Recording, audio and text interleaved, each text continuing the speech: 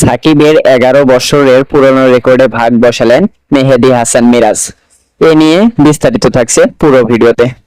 হার দিয়ে সিরিজ শুরু করার পর চট্টগ্রাম টেস্টে দাপুটে পারফরমেন্সে জিম্বাবুয়েকে হারিয়েছে বাংলাদেশ। যদিও দুই ম্যাচের সিরিজ শেষ হলো 1-1 সমতায়।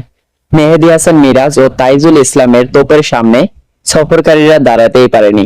জিম্বাবুয়ের ইনিংস ও 106 রানের বড় ব্যবধানে হারানোর পথে রেকর্ড গড়েছেন মিরাজ। এ নিয়ে তিনি সাকিব আল হাসানের 11 বছরের পুরনো কীর্তিত্বে ভাগ বসালেন।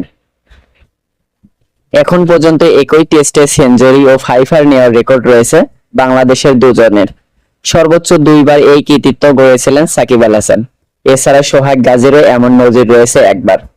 সাবেক দুই তারকা ক্রিকেটের রেকর্ডটি বয়স 11 বছর হয়েছে। সাকিব 2014 সালে সর্বশেষ জিম্বাবুয়ের বিপক্ষে একই টেস্টে ব্যাট হাতে 137 রানের পাশাপাশি বল হাতে 2 ইনিংসে ফাইফার নিয়েছিলেন। সেঞ্চুরির পাশাপাশি 2 ইনিংসে 5 উইকেট শিকারের রেকর্ডটি টাইগার ক্রিকেটার হিসেবে কেবল সাকিবের রয়েছে। সাবেক এই বিশ্বসেরা অলরাউন্ডারে আরেকবার টেস্ট ফাইফার ও সেঞ্চুরি করেন 2011 সালে। মিরপুরে অনুষ্ঠিত ম্যাচটি প্রতিপক্ষ ছিল পাকিস্তান। অন্যদিকে সোহাগ গাজী 2013 সালে চট্টগ্রাম টেস্ট নিউজিল্যান্ডের বিপক্ষে অপরাজিত 101 রান এবং 77 রানে 6 উইকেটের শিকার করেন। এতদিন এই টেস্টের ফাইফার ও সেঞ্চুরি কৃতিত্ব ছিল এই দুইজনের। এরপর 11 বছর আর কেউ এই কৃতিত্ব নাম লেখাতে পারেননি। তাদের সঙ্গে এবার সেই রেকর্ডটি ভাগাভাগি করলেন মেহেদী হাসান মিরাজ।